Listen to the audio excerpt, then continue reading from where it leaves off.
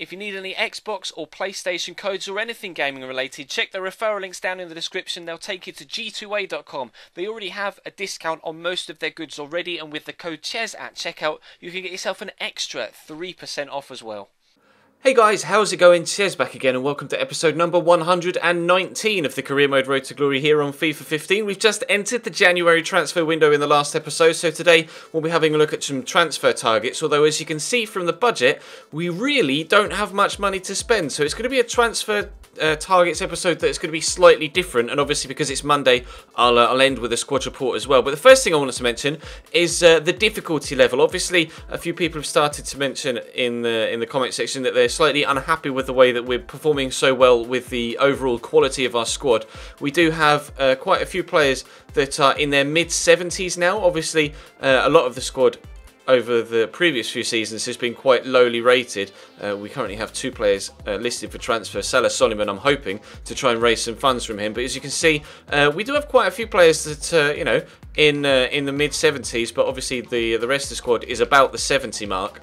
And a few people were saying that my team, obviously our Road to Glory series isn't meant to be realistic because you want to see progress every single season. Finishing mid-table in League 2 every season isn't exactly fun to watch. But if you were being a little bit disgruntled, or saying they're a little bit disgruntled with how strong we've been in the BPL so far this season, obviously we finished 10th last year. We did drastically improve in the summer, and I'm quite happy with the way things are right now. But obviously I want you guys to be happy with the way things are as well.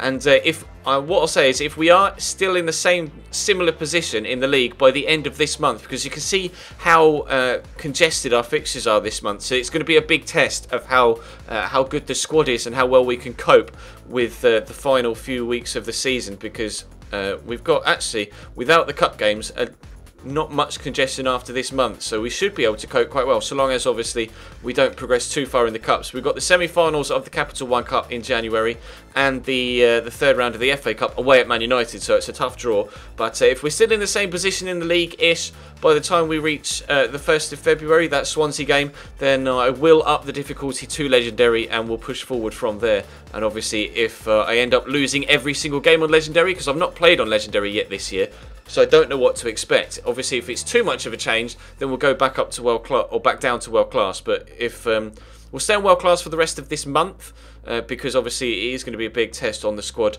you know, fixture congestion wise. And if we are still doing very well, then I'll up the difficulty to Legendary for you, and we will push on from there. But with regards transfer targets, obviously we don't have any money to spend. I am looking to sell on Salah Solomon, obviously, because he said he wanted to leave. So I've pretty much be looking for a replacement for him. I haven't changed much of the shortlist since we last looked at it at the start of the season. I have, though, added in a couple of young free agents that I'm scouting currently to perhaps replace the outgoing Salah Solomon. Two 20-year-olds. One is Thierry Walongwa.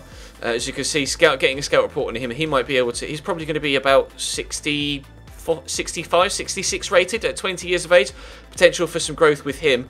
And also Andrei Zaldivia, some potential growth with him there. Although you'd have to say that Thierry Walongwa is the better of the two players, at least judging by the rough guidelines we have to go by here. But I'm scouting both of those. But what I'm tempted to do is sell on Salah Solomon. Potentially bring in one of those free agents for, you know, obviously not too much money, and then bring in some more youth talent if I can. Maybe replace one of my youth scouts, because this guy, Hampus Moberg, isn't that good, as you can see, compared to the other two. So maybe we could get a better youth scout in. I'm not entirely too sure. These are the ones we've called up to the youth academy already. I haven't brought them up to the first team, though. I am going to wait until May till I actually bring them up so that their overalls take an extra boost. But potential for Fabian Lopez. Obviously we currently have Fabian Torres as our young goalkeeper at the age of 16. He's 6'4". This guy Fabian Lopez is only 5'8", although I'm hoping when he reaches 16 he'll actually grow a little bit.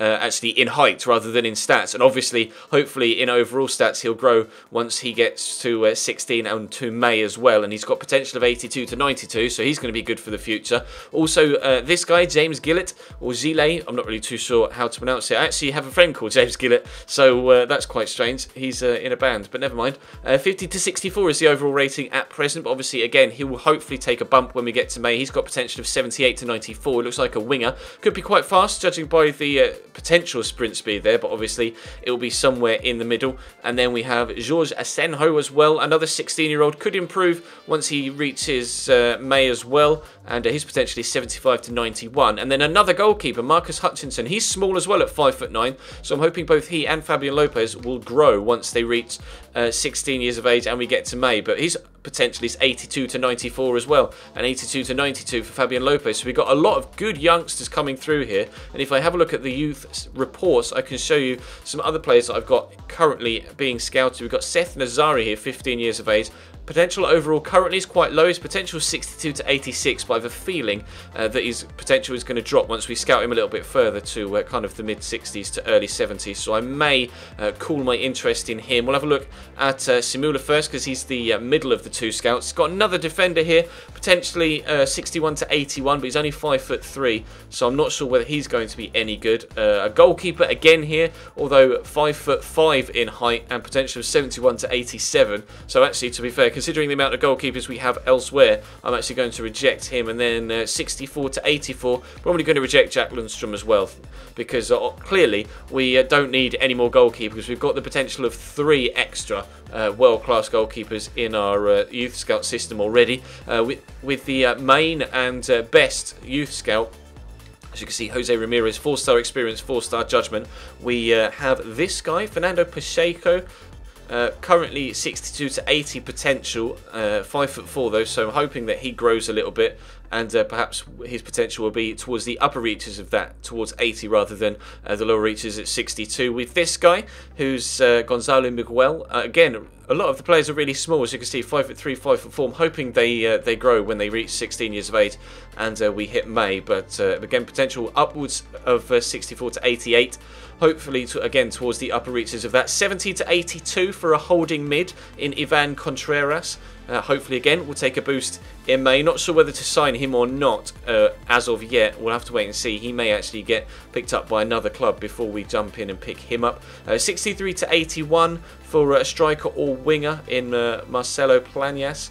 63 to 81, either striker or right-sided midfielder. 66 to 82 is Miguel Benitez, so I'm probably going to reject him as well, considering he's a goalkeeper. 72 to 94, though, Pablo Ruiz, and he's 6'2" as well at the age of 16, so I will keep him on the books because he's taller than the other guys. So he could be perhaps someone that we need to bring up sooner rather than later to ensure we do at least have a tall goalkeeper in the ranks. And another guy here, Rafael Ansaldi, is 6'4" and a goalkeeper. So loads of goalkeepers for some reason.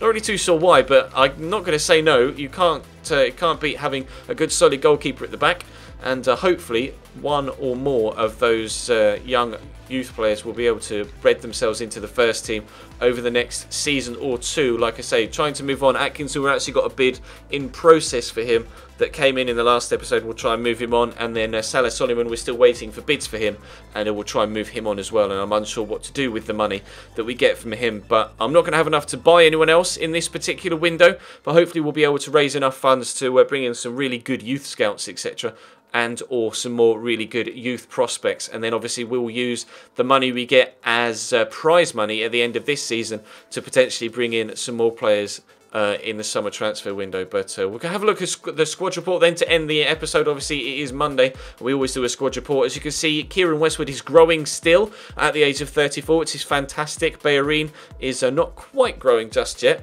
but a few players in the starting lineup are growing quite nicely. Obviously, as always, if there's anyone in particular you want to have a closer look at, actually really pleased with the growth of Andy Kellett here from Bolton. Really, really pleased. Very, very good in the tackle, as you can see. Only 71 overall, but 83 and 82 stand and slide tackling. Pretty good defensively. He's got good stats in the key areas, which is important. Good short passing, good ball control, good dribbling, good crossing, decent pace. So I'm quite happy with him, actually. It seems to be a very good player. Again, obviously, as always, if there's anyone you want to have a closer look at them, feel free to pause the video. But Jenkins Chikwe isn't really growing this year, which is disappointing, to say the least. I'm hoping that he starts to grow some more before we get to the end of this particular season, or the end of the series at least. Aguadar continues to grow, now up 4 to 70 this season. Gruezo not growing just yet, but I'm hoping he will before too long. Obviously, Nicholas Spaulding, our wide player, is growing quite nicely as well, up 2 to 79. He's the highest rated player we have at the club right now. Georgiev is growing well. He's got 8 goals in 17 games, and he's up 2 to 72. Takolo Ranti has 15 in 16 games. Obviously, that's the reason why we've been rejecting plenty of bids for him so far in this window, and you would presume he's going to continue to have plenty of interest in him, but I've been really pleased with that signing. Marcos Palenz is the youngster we brought in as a free agent. He's actually grown quite nicely as well. Actually, I may have to move on. Mehdi Safane might actually be able to free up some extra funds by doing that to perhaps bring in some more youth talent, because I have 3 right backs right now. But Fabian Casada isn't seeing as much first team football this season, but he has still got 8 goals in 15 games, although a few of those have been substitute appearances. Stefano Gabbiadini growing up 3 to 68, which is good to see. Salah Solomon, he's up 2, but obviously wants to leave, so we are going to let him go. And Arabio is up 2 as well. He's growing across the board, which is particularly pleasing.